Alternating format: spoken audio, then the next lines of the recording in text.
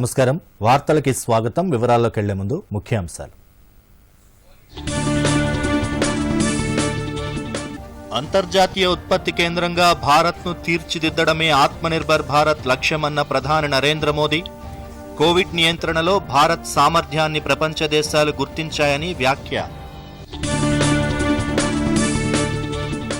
America అధ్యక్ష ఎన్నికల ఫలితాల్లో ఇంకా కొనసాగుతున్న ఉత్కంఠ మ్యాజిక్ ఫిగర్ 270కి అతి చేరువలో డెమోక్రటిక్ అభ్యర్థి జో బైడెన్ కౌంటింగ్లో అక్రమాలు జరిగాయంటూ న్యాయస్థానాన్ని ఆశ్రయించిన డొనాల్డ్ ట్రంప్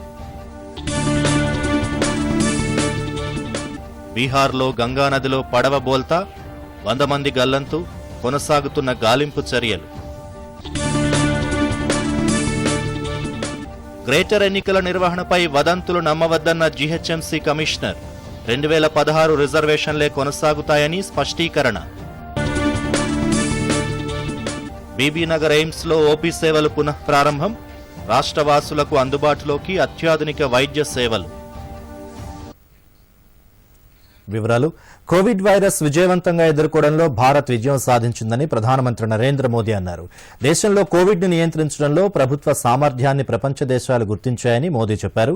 గ్లోబల్ ఇన్వెస్టర్స్ సదస్సులో ప్రధానమంత్రి మాట్లాడుతూ భారత్లో పెట్టుబడులు పెట్టాలని పిలుపునిచ్చారు. ప్రపంచంలోని 20 అతిపెద్ద కంపెనీల ప్రతినిధులతో ప్రధాని నరేంద్ర మోదీ భేటీ అయ్యారు. ఆర్థిక శాఖ, national investment and infrastructure fund సంయుక్త ఆధ్వర్యంలో జరుగుతోన్న వర్చువల్ ఇన్వెస్టర్స్ సదస్సులో ప్రధాని మోదీ మాట్లాడుతూ కోవిడ్ కారణంగా దెబ్బతిన్న ఆర్థిక వ్యవస్థ పునరుత్తేజానికి కేంద్రం ఆత్మనిర్భర్ భారత్ పేరుతో ప్రత్యేక ప్యాకేజీల్ని ప్రకటించిందని తెలిపారు. వాణిజ్యం, నైపుణ్యాల పెంపుపై దృష్టి సారించామన్నారు. ఆత్మనిర్భర్ భారత్ అంటే కేవలం నినాదం మాత్రమే కాదని అన్నారు. ఆర్థిక వ్యవస్థను తిరిగి పట్టాలెక్కించే లక్ష్యంతో ప్రభుత్వం పనిచేస్తోందని ప్రధాని తెలిపారు. As India bravely fought the global pandemic, the world saw India's national character. The world also saw India's true strength. It is successfully brought out traits that Indians are known for: a sense of responsibility, a spirit of compassion, national unity, the spark of innovation. India has shown remarkable resilience in this pandemic, be it fighting the virus or ensuring economic stability. This resilience is driven by the strength of our systems, support of our people, and stability of our policies. It is because of the strength of our systems that we could provide food grains to around 800 million people. ప్రపంచ దేశాలన్నీ ఆసక్తిగా గమనిస్తున్న America అధ్యక్ష ఎన్నికల counting ఉద్విగ్నభరితంగా సాగుతోంది. Counting climax చేరుకుంది. తాజా సమాచారం ప్రకారం డెమోక్రటిక్ పార్టీ అభ్యర్థి, మాజీ ఉపాధ్యక్షుడు జో బైడెన్ తన ప్రత్యర్థి రిపబ్లికన్ పార్టీ అభ్యర్థి, ప్రస్తుత అధ్యక్షుడు డొనాల్డ్ ట్రంప్ కన్నా ముందంజలో ఉన్నారు. శ్వేత సౌధంలో అడుగుపెట్టేందుకు బైడెన్ మ్యాజిక్ ఫిగర్ కు చేరువలో ఉన్నారు. అధ్యక్ష పీఠం కైవసం చేసుకునేందుకు మొత్తం 270 ఎలక్టోరల్ ఓట్లు అవసరం కాగా బైడెన్ కి ఇప్పటి వరకు 264 ఓట్లు, ట్రంప్ కు 214 ఓట్లు లభించాయి. కొన్ని కీలక రాష్ట్రాల్లో ఓట్ల లెక్కింపు ఇంకా పూర్తి కానందున తుది విజేత ఎవరు అని ఇప్పుడు ఎవరూ స్పష్టంగా చెప్పలేని పరిస్థితి ఏర్పడింది. మరిన్ని వివరాలు. గత 2 రోజుల నుంచి ప్రతి ఒక్కరూ ఆసక్తిగా చర్చించుకుంటున్న అగ్రరాజ్యం అధ్యక్ష ఎన్నికలు తుది దశకు చేరుకుంటున్న వేళ అధ్యక్ష పీఠంపై సస్పెన్స్ కొనసాగుతోంది. ఎలక్టోరల్ కాలేజీలో ఉన్న 538 ఓట్లకు గాను 270 ఓట్లు సాధించిన వారే అమెరికా అధ్యక్షులవుతారు. బైడెన్ కు ఇప్పటి వరకు 264 ఓట్లు, ట్రంప్ కు 214 ఓట్లు లభించాయి. ట్రంప్ ఇప్పటి వరకు అలబామా, ఫ్లోరిడా, ఇదాహా, ఇండియానా, కాన్సస్ తదితర 22 రాష్ట్రాల్లో గెలవగా అరిజోనా, కాలిఫోర్నియా, కొలరాడో, డెలావర్ తదితర 20 రాష్ట్రాల్లో బైడెన్ విజయం సాధించారు. ఇంకా Georgia, Pennsylvania, north Carolina, Nevada, Alaska తదితర స్వింగ్ రాష్ట్రాల్లో ఓట్ల లెక్కింపు కొనసాగుతోంది. జార్జియాలో 98% ఓట్ల లెక్కింపు పూర్తిగాగా ఇప్పటి వరకు ట్రంప్ బైడెన్ కన్నా 27,000 ఓట్లు ఆధిక్యంలో ఉన్నారు. మ్యాజిక్ ఫిగర్ను అందుకునేందుకు ట్రంప్ ఈ రాష్ట్రాల్లో తప్పనిసరిగా గెలవాల్సి ఉంటుంది. జార్జియాలో 16, పెన్సిల్వేనియాలో 20, నార్త్ కెరోలినాలో 15, నెవాడాలో 6, అలాస్కాలో 3 ఓట్లు ట్రంప్ సాధించి తీరాలి. జార్జియాలో ట్రంప్ 16 ఓట్లు గెలిస్తే ఫలితాలు మరింత ఉత్కంఠభరితంగా మారనున్నాయి. ఇప్పటి వరకు పెన్సిల్వేనియా, నార్త్ కెరోలినా, అలాస్కాలో ట్రంప్ ఆధిక్యం కనబరుస్తున్నారు. నెవాడాలో ఆయన గెలవటం కష్టమని విశ్లేషకులు భావిస్తున్నారు. మరోవైపు ఓట్ల లెక్కింపు ప్రారంభంలో తడబడిన బైడెన్ క్రమేణా పుంజుకున్నారు. 20 రాష్ట్రాలను తన ఖాతాలో వేసుకోవడంతో పాటు రికార్డు దిశగా బైడెన్ దూసుకువెళ్లారు. ఒబామా కన్నా ఎక్కువ ఓట్లు సాధించిన ఘనతను సొంతం చేసుకున్నారు. ఇప్పటి వరకు బైడెన్కు 7,19,00,000 ఓట్లు రాగా ట్రంప్కు 6,85,00,000 ఓట్లు లభించాయి. గత ఎన్నికల్లో చివరి నిమిషంలో మ్యాజిక్ ఫిగర్ అందుకుని హిల్లరీ క్లింటన్ను ఓడించి అనూహ్యంగా శ్వేత సౌధంలో అడుగుపెట్టినట్లు ఈసారి కూడా ట్రంప్ విజయం కైవసం చేసుకునే అవకాశం లేకపోలేదు. అయితే ప్రస్తుత ట్రెండ్స్ ప్రకారం బైడెన్కే ఎక్కువ అవకాశాలు ఉన్నట్లు తెలుస్తోంది. కాగా కొన్ని రాష్ట్రాల్లో ఓట్ల లెక్కింపులో అవకతవకలు జరిగాయంటూ ట్రంప్ న్యాయస్థానాన్ని ఆశ్రయించారు. ఏది ఏమైనా స్వింగ్ రాష్ట్రాల్లో ఓట్ల లెక్కింపు పూర్తయితే గానీ ఈ సస్పెన్స్ వీడదు. అందుకు మరికొన్ని గంటలు ఆగాల్సిందే. Bureau report, Doordarshan news.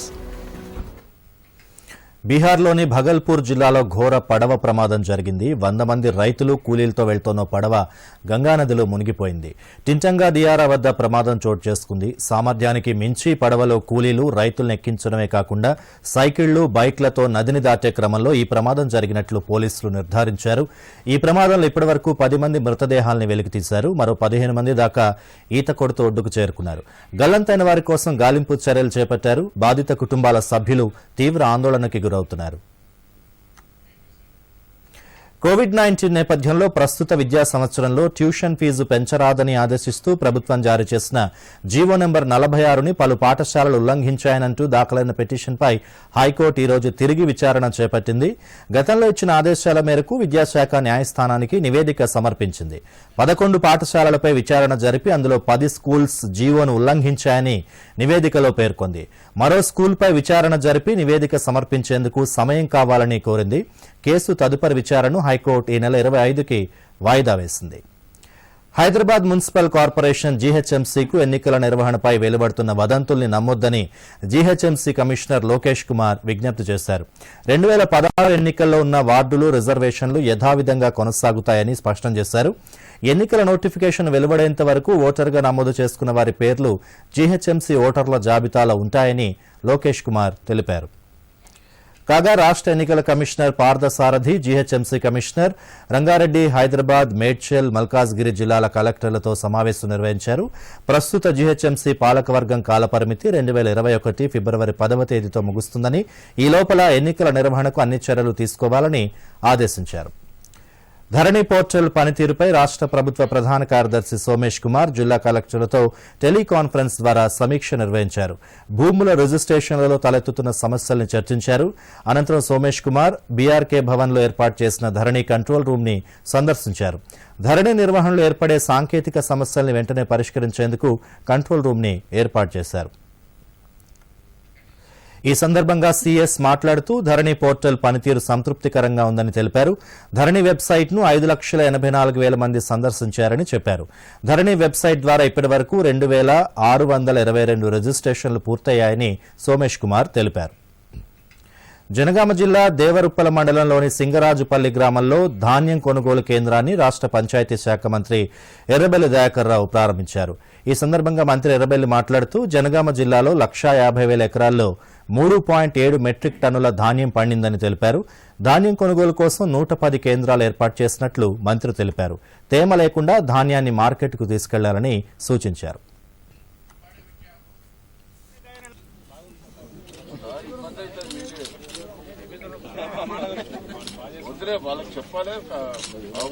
రైతుల దగ్గర ప్రతి గింజ కొనాలనేది ముఖ్యమంత్రి గారి ఆలోచన. పోయినసారి 1,49,300 ఈసారి ధాన్యం మనం అంటే 1,00,000 49,000 ఎకరాల దాకా వేశాం. మన జనగాం జిల్లాలో 3,70,000 మెట్రిక్ టన్నులు వస్తాయని అంచనా వేస్తున్నాం. కొనుగోలు కూడా 110 సెంటర్లు ఏర్పాటు చేశాం. అన్ని గోనె సంచులు గాని పోయినసారి కొన్ని ఇబ్బందులు మనకు లోపాలు వచ్చినాయి. వాటన్ని దృష్టిలో పెట్టుకొని మళ్ళా జరగకుండా గోనె సంచులంటే పోయినసారి కరోనా తీవ్రంగా ఉన్నది కాబట్టి గోనె సంచులు దొరకదు. ఇప్పుడు అడ్వాన్స్ తెచ్చి పెట్టుకున్నాం, అమ్మాలీలో పెట్టుకున్నాం. ట్రాన్స్పోర్ట్లను కూడా పోయినసారి సరిగ్గా చేయలేదని లారీలను ట్రాన్స్పోర్ట్ కూడా మార్చాం. కొద్దిగా గోదాముల కన్నా ఇబ్బంది అయ్యే అవకాశం ఉన్నది. ఎందుకంటే పోయినసారి ఉన్నాయి అట్లా మక్కలు ఉన్నాయి, ఓట్లు ఉన్నాయి, అన్ని ఉన్నాయి. కానీ ముఖ్యమంత్రి గారు ఏమంటారంటే అయినా మళ్ళా రైతుల దగ్గర ప్రతి గింజ కొనాలి, అవసరమైతే స్కూళ్లలో పెట్టండి, కాలేజీలలో పెట్టండి, ఎక్కడ ఖాళీగా ఉంటే అక్కడ పెట్టండి. కానీ రైతుల దగ్గర ప్రతి గింజ కొనాలని ముఖ్యమంత్రి గారు పట్టుదలతోటున్నాడు. మనం అర్థం చేసుకోవాలి. చాలా మంది దీంట్లో రాజకీయాలు చొచ్చుకొని నిన్న నిజామాబాద్ లో వాస్తవమే సన్న బియ్యం వాళ్లకు కొద్దిగా ఇబ్బందే ఉంటుంది. అయినా ముఖ్యమంత్రి గారు వాళ్ళను కూడా ఎట్ట చేయాలనేది నిన్న ఇవాళ డిస్కషన్ చేస్తున్నాడు. వాళ్ళకు కూడా కొంత రేటు పెంచుతా ఉంటాడు. మొన్న మన కొడకాల మీటింగ్లే చెప్పాడు. కానీ దీంట్లో కూడా మనం అర్థం చేసుకోవాల్సిందంటే కేంద్రం మనకు సహకరిస్తలేదు. మీ గిన్నె కొనాలి, గిన్నె కిట్టాలి కొంటాలంటే 3 అంతల బండి, ఇది ఏం చేయాలి? ఈ ఏడాది ఖమ్మం జిల్లాలోని చెరువులలో 3,45,00,000 చేప పిల్లలను వదిలినట్లు రాష్ట్ర రవాణా శాఖ మంత్రి పువ్వాడ అజయ్ కుమార్ చెప్పారు. చేప పిల్లల పంపిణీ కార్యక్రమంలో భాగంగా మంత్రి ఈ రోజు ఖమ్మం జిల్లా పాలేరు జలాశయంలో 2 లక్షల చేప పిల్లల్ని వదిలారు. ఈ సందర్భంగా పువ్వాడ మాట్లాడుతూ కుల వృత్తుల ప్రోత్సాహకానికి అనేక సంక్షేమ కార్యక్రమాల్ని ప్రభుత్వం అమలు చేస్తోందని తెలిపారు. మత్స్యకారులు ఆర్థికంగా నిలదొక్కునేందుకే అన్ని చెరువులు, కుంటల్లో చేప పిల్లల పెంపకాన్ని చేపట్టామన్నారు. ప్రభుత్వం గతేడాది రాష్ట్ర వ్యాప్తంగా 22 కోట్ల చేప పిల్లలు పంపిణీ చేయగా ఈ ఏడాది 70 కోట్ల చేప పిల్లల్ని పంపిణీ చేసిందని పువ్వాడ తెలిపారు. దాన్ని బంద్ పెట్టినట్టున్నారు కరోనా సమయంలో. మరి ఎమ్మెల్యే గారి సూచనతోని మరి కలెక్టర్ గారికి మేము ఇన్స్ట్రక్షన్స్ ఇస్తా ఉన్నాం. దాన్ని మళ్ళీ గ్రామ పంచాయతీకి, పాలేరు గ్రామ పంచాయతీకి హ్యాండ్ ఓవర్ చేసి గ్రామ పంచాయతీ చూసుకోవాలా దాన్ని. రెడ్డి గారు మరి అది సర్పంచ్ గారు మరి చెప్పి జాగ్రత్త చేసి మంచిగా దాన్ని మళ్ళీ బోటింగ్ అదంతా కూడా బాగా జరిగేటట్టు మరి ఖమ్మం నుంచి మరి మీ దగ్గరికి రావాలి. యాక్చువల్గా చాలా మంది వస్తారు ఇక్కడ కూడా, పాలేరు నుంచి చుట్టుపక్కల నుంచి కూడా ప్రజలు. శనివారం ఆదివారం మేము చూస్తే చాలా మంది ప్రజలు ఉండేవాళ్ళు ఇక్కడ. మరి మళ్ళా తిరిగి ఆ కార్యక్రమం జరగడం కోసం అని చెప్పి గ్రామ పంచాయతీ నుంచి దాని నిర్వహణ బాగా చేసుకోవాలని చెప్పి కూడా నేను కోరుకుంటూ, ఒకసారి మన శాసనసభ్యులు మన కందాల ఉపేందర్ రెడ్డి గారి ఆధ్వర్యంలో మన పాలేరు రైతాంగం అందరూ కూడా చాలా ఆనందంతో ఉన్నారు. వారు తీసుకున్న అనేక చర్యల వల్ల ఇవాళ ఆయన ఒక రైతు బంధుగా మన ఇక్కడ ప్రజలందరికీ కూడా మరి అందుబాటులో ఉన్నాడు. ఆయన ఒక మంచి శాసనసభ్యుడి ఆధ్వర్యంలో జరుగుతున్న అభివృద్ధి పరిపాలనకి మనం అందరం కూడా మరి మద్దతుగా నిలబడి వారిని మరి మరింత బలోపేతం చేసుకుంటానికి మా వంతు కృషి చేస్తామని చెప్పి కూడా ఈ సందర్భంగా తెలియజేసుకుంటాం. తెలంగాణకు తలమానికమైన యాదాద్రి జిల్లా బీబీనగర్లో ఎయిమ్స్ ఆసుపత్రిలో అవుట్ పేషెంట్ సేవలు తిరిగి ప్రారంభమయ్యాయి.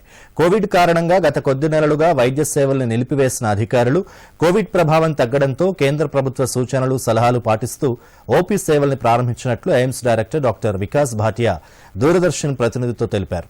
ఉదయం 9 గంటల నుండి మధ్యాహ్నం 1 గంట వరకు ఓపీ సేవలు అందుబాటులో ఉంటాయన్నారు.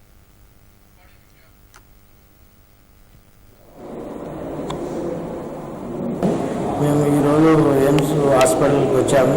ఇక్కడ ఈరోజు ఈ చూడడం ప్రారంభించినారు. మాకు ఎంతో మంచిగా నచ్చింది. ఎందుకంటే మేము హైదరాబాద్ పోయే వాళ్ళము, ఇంతకుముందు ఎంతో ఇబ్బందులు పడేవాళ్ళము, టైం కూడా ఎంతో వేస్ట్ అయ్యేది. ఇప్పుడు ఇది ఇక్కడ ఏర్పాటు చేయడం వల్ల మనం ఎంతో సంతోషకరంగా అయిన విషయం ఇది. మేము చిన్న గ్రామం నుంచి వచ్చినాం ఇక్కడికి. మాకేమైనా అనారోగ్యం ఉంటే సిటీకి పోవాల్సిన కారణాలు ఉండేది. ఇప్పుడు ఇక్కడ బీబీనగర్ దగ్గర ఇది నిమ్స్ హాస్పిటల్కు వచ్చినాం చూపించుకోవడానికి. మాకు చాలా ఇబ్బంది అవుతుండే ఇంతకుముందుకు, దగ్గర ఉన్నది కాబట్టి ఇక్కడ చూపించుకోవడానికి మంచిగా ఉంటుందని ఇక్కడికి వచ్చినాము. I'm very happy to inform that we have reopened our OPD today.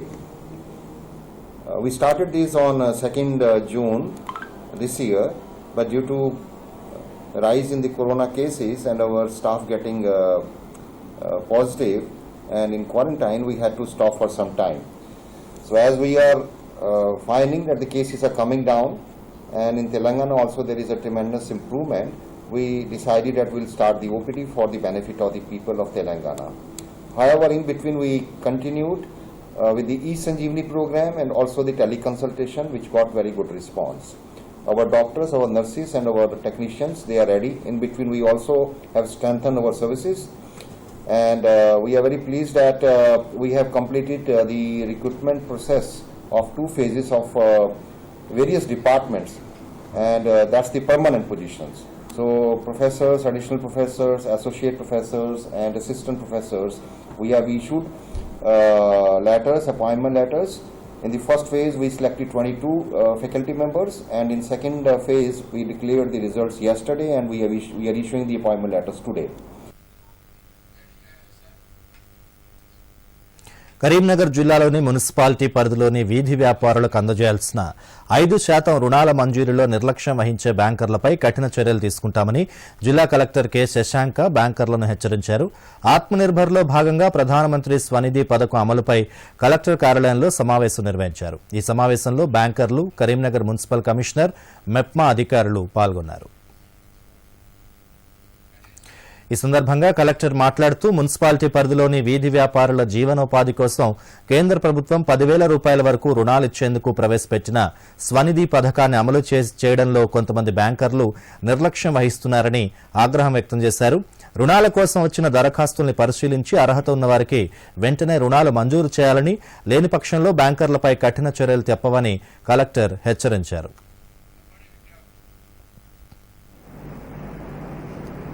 We could achieve what was desired and what was planned.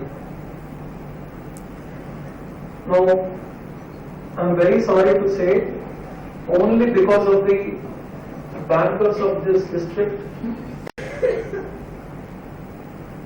as a district, we are at the 15th or 20th position as on date.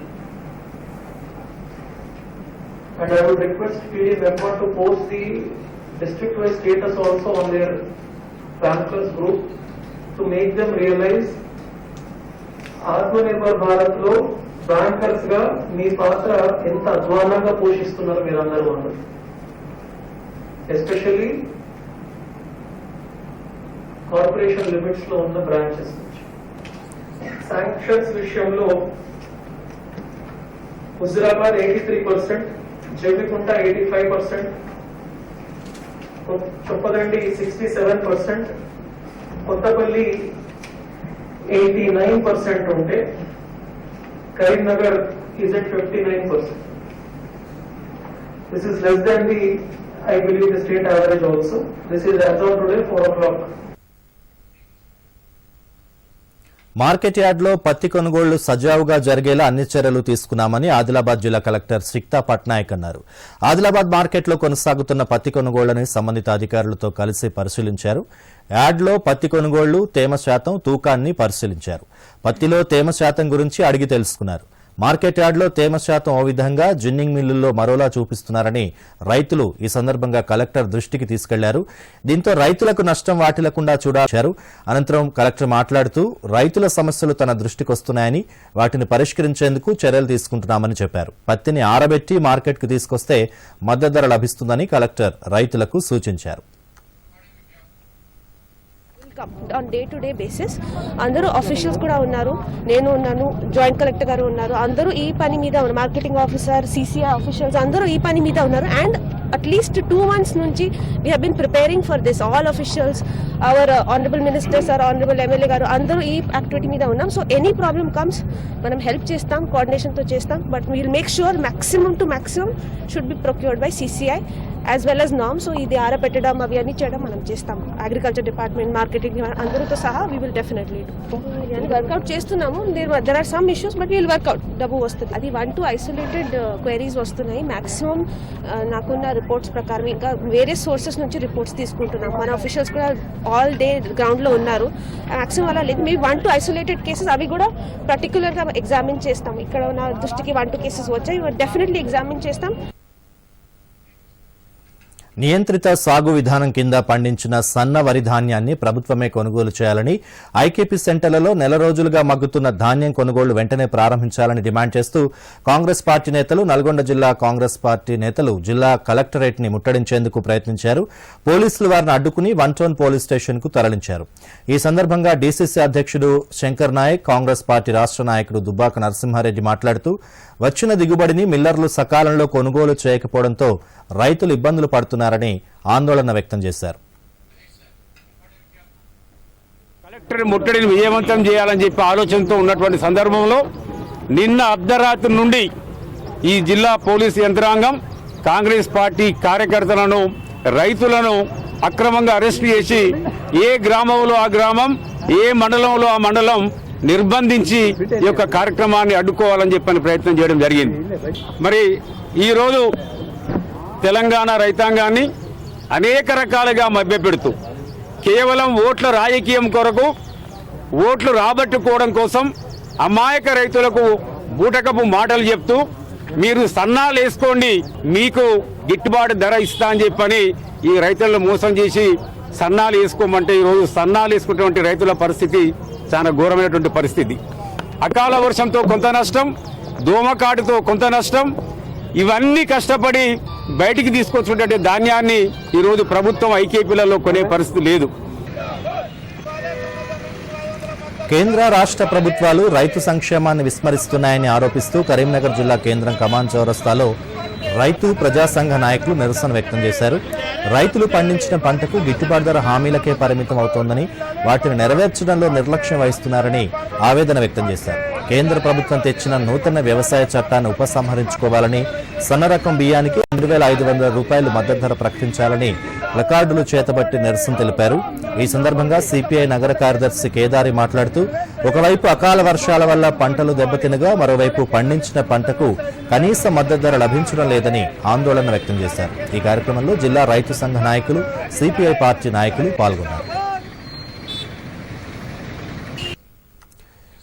దేశానికి వెన్నెముక రైతు.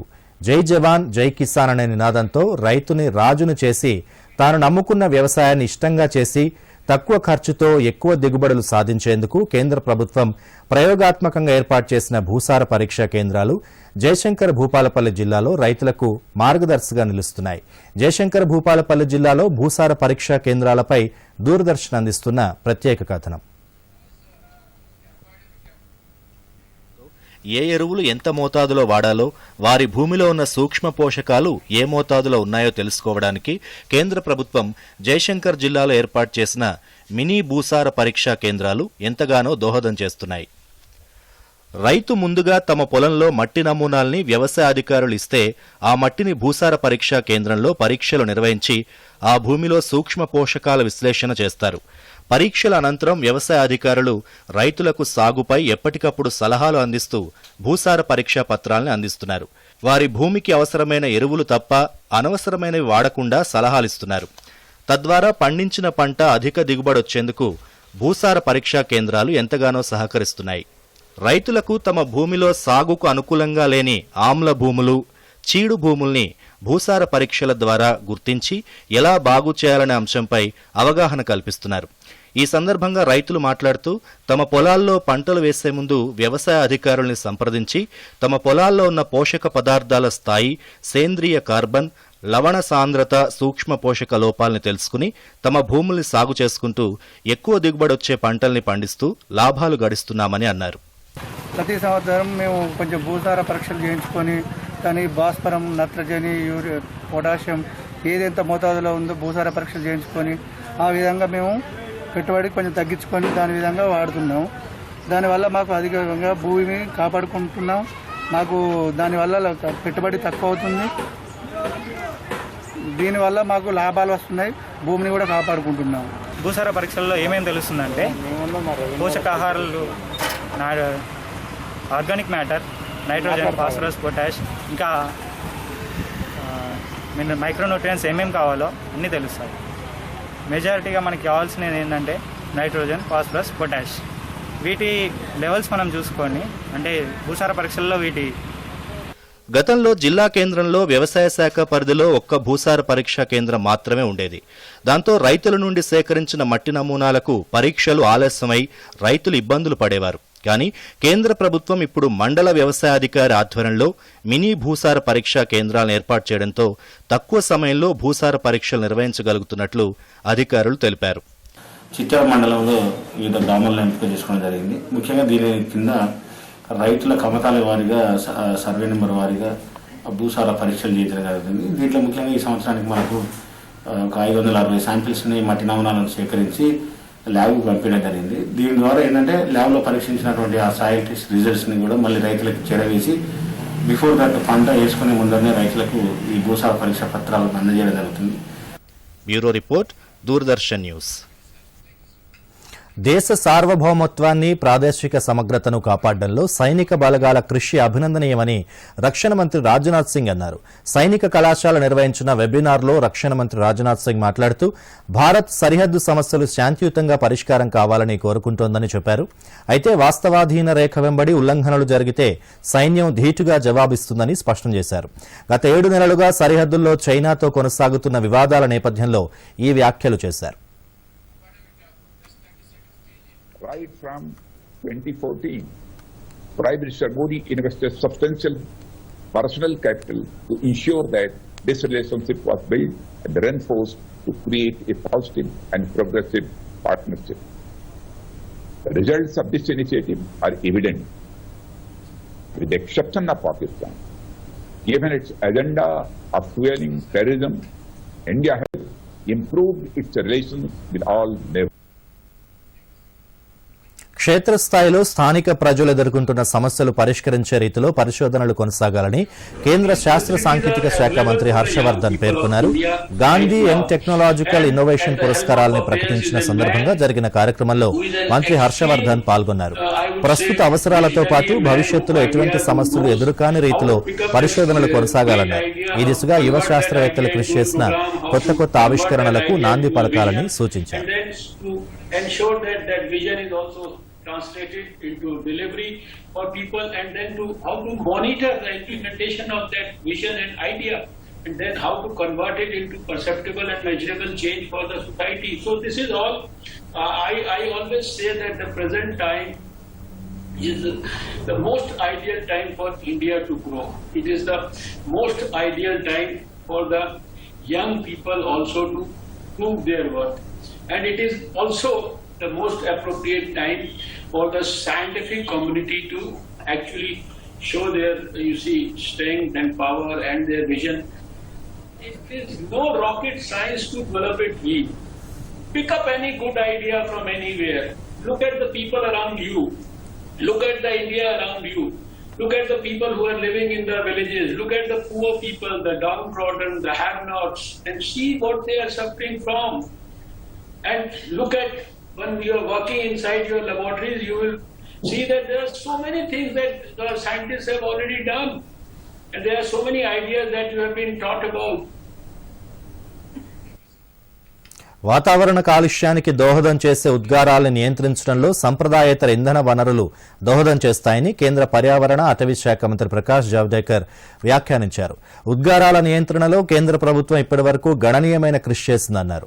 వాతావరణ మార్పులపై India CEO forum నిర్వహించిన వెబినార్లో జావదేకర్ మాట్లాడుతూ రాబోయే దశాబ్ద కాలంలో 450 గిగావాట్ల సంప్రదాయేతర ఇంధన ఉత్పత్తి చేయాలని లక్ష్యంగా పెట్టుకున్నామని చెప్పారు.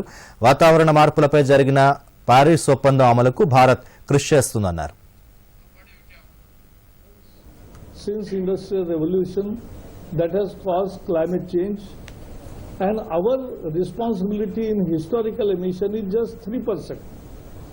Even today in the present context, our emission load of the world emission load or world is only 6%. So that is also, we are low in the present context. We are absolutely low in the historical context. See, climate change is very important issue to be discussed world over, and world action is needed on this. It is not one country can make a difference. all countries will have to work in that direction. దేశంలో Covid virus పై జరుగుతున్న పోరాటం మంచి ఫలితాలు ఇస్తోంది. Covid virus సోకి కోలుకుంటున్న వారు 92.20% చేరుకోవడం ఊరట కలిగిస్తోంది. ఇప్పటి వరకు 77 లక్షలకు పైగా కోవిడ్ కు చికిత్స పొంది ఆరోగ్యవంతులయ్యారు. యాక్టివ్ కేసులు నమోదవుతున్నా కూడా కోలుకుంటున్న వారు 15 రెట్లు ఎక్కువ ఉండడం గమనార్హం. తాజాగా 55,000 మంది కోవిడ్ నుంచి కోలుకున్నారు. యాక్టివ్ కేసుల సంఖ్య 6.5% కన్నా తక్కువగా ఉందని కేంద్ర ఆరోగ్య శాఖ పేర్కొంది. కోవిడ్ చికిత్స కేంద్రాల్లో మెరుగైన చికిత్స అందించడం, వైద్యుల అంకిత భావంతో చేస్తున్న సేవల కారణంగా రికవరీ శాతం పెరుగుతుందని వైద్య ఆరోగ్య శాఖ వెల్లడించింది. మాస్కుని సక్రమంగా ధరించడం, పరిశుభ్రత పాటించడం, వ్యక్తులకు దూరంగా మసలడం వంటి జాగ్రత్తలు తీసుకోవడం వల్ల కోవిడ్ వైరస్ నుంచి రక్షణ పొందొచ్చని కేంద్ర వైద్య ఆరోగ్య శాఖ మంత్రి డాక్టర్ హర్షవర్ధన్ పేర్కొన్నారు. को प्रेरित करने के लिए और उन्हें सही शिक्षा देने के लिए मास्क अप कैंपेन को बहुत ही प्रोएक्टिवली चला रहा है. हमने इस कोविड के खिलाफ जंग में 10 महीने में ये सीखा है कि जब तक रेगुलर वैक्सीन नहीं आएगी तब तक सबसे बड़ी सोशल वैक्सीन ये मास्क है.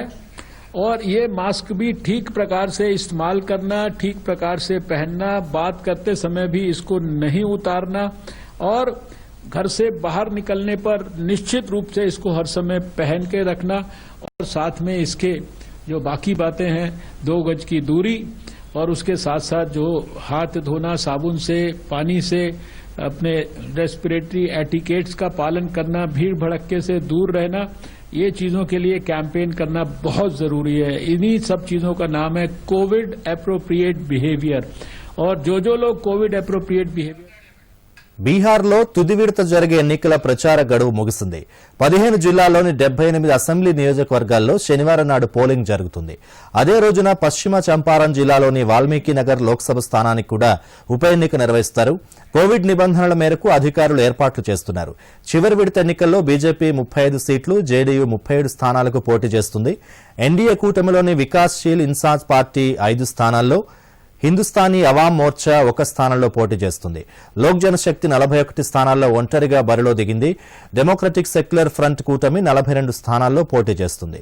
తుది విడత పోలింగ్ జరిగే నియోజకవర్గాల్లో ప్రధాని నరేంద్ర మోదీ, యూపీ ముఖ్యమంత్రి యోగి ఆదిత్యనాథ్, బీజేపీ జాతీయ అధ్యక్షుడు జేపీ నడ్డా తదితరులు ప్రచారం చేశారు. కాంగ్రెస్ నేత రాహుల్ గాంధీ, ఆర్జేడీ నేత తేజస్వి యాదవ్ తమ పార్టీ అభ్యర్థుల తరపున విస్తృతంగా ప్రచారం చేశారు. విశాఖ ఉక్కు కర్మాగారంలోని థర్మల్ విద్యుత్ ప్లాంట్లో అగ్ని ప్రమాదం జరిగింది. టర్బైన్ ఆయిల్ లీక్ కావడంతో మంటలు చెలరేగాయి. 1.2 మెగావాట్ల విద్యుత్ మోటార్లు ధ్వంసమయ్యాయి. ప్రాథమిక అంచనా మేరకు 2 కోట్ల రూపాయల నష్టం వాటిల్లింది. ప్రమాదం జరగడం వెంటనే అధికారులు స్పందించి మంటలను అదుపు చేయడంతో పెనుముప్పు తప్పింది. ఎలాంటి ప్రాణ నష్టం జరగలేదు. వార్తలు ముగించే ముందు ముఖ్యాంశాలు మరోసారి. అంతర్జాతీయ ఉత్పత్తి కేంద్రంగా భారత్ను తీర్చిదిద్దడమే ఆత్మనిర్భర్ భారత్ లక్ష్యమన్న ప్రధాని నరేంద్ర మోదీ. కోవిడ్ నియంత్రణలో భారత్ సామర్థ్యాన్ని ప్రపంచ దేశాలు గుర్తించాయని వ్యాఖ్య. అమెరికా అధ్యక్ష ఎన్నికల ఫలితాల్లో ఇంకా కొనసాగుతున్న ఉత్కంఠ. మ్యాజిక్ ఫిగర్ 270కి అతి చేరువలో డెమోక్రటిక్ అభ్యర్థి జో బైడెన్. కౌంటింగ్లో అక్రమాలు జరిగాయంటూ న్యాయస్థానాన్ని ఆశ్రయించిన డొనాల్డ్ ట్రంప్. బీహార్లో గంగానదిలో పడవ బోల్తా, 100 మంది గల్లంతు, కొనసాగుతున్న గాలింపు చర్యలు. గ్రేటర్ ఎన్నికల నిర్వహణపై వదంతులు నమ్మవద్దన్న జీహెచ్ఎంసీ కమిషనర్. 2016 రిజర్వేషన్లే కొనసాగుతాయని స్పష్టీకరణ. బీబీనగర్ ఎయిమ్స్లో ఓపీ సేవలు పునః ప్రారంభం. రాష్ట్రవాసులకు అందుబాటులోకి అత్యాధునిక వైద్య సేవలు.